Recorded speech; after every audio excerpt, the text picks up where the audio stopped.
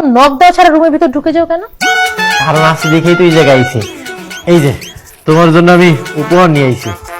ও বাবা, আমার জন্য উপহার কেন হঠাৎ? বেআইন, তুমি এতদিন ধরে আমাকে বাড়ি থেকে আইছো, সেই বিদেশ থেকে আইছো, তোমার তো ভালো কিছু দিতে পারি না, ভালো একটা উপহার দিতে পারি নাই। এই উপহারটা আমি অনেক যত্ন করে ভালোবেসা তোমার লেগে নিয়েছি। নাও। বিয়াই আমার জন্য একটা উপহার আনছে, এটার ভিতর ঝামেলা না থাকলে কি চলে?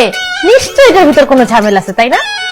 না না না, এটার মধ্যে কোনো ঝামেলা নাই, তুমি আমার বিশ্বাস করতে পারো। এটা আমি অনেক যত্ন কইরা তোমার লেগে এই উপহারটা লইছি। লও। আমি তো এটা খুলে দেখবো না বিয়াই, তোমার উপহার তুমি খুলে আমি দেখি।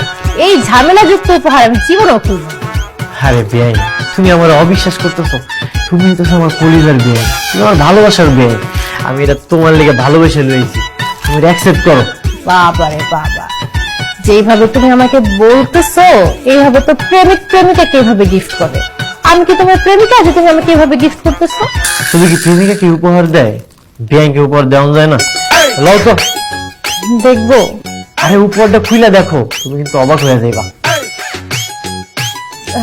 না, এক কাজ কর, তুমি খুলো। আরে বেআইন দেখো, তুমি বিশ্বাস করে উপহারটা দেখো, তুমি কিন্তু অবাক হয়ে যাইবা। বিশ্বাস করে খুলতেছি কিন্তু।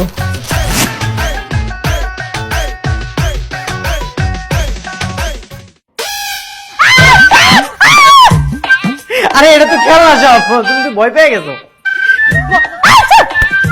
বদমাইশ তো দাঁড়া, বিচারি দিব।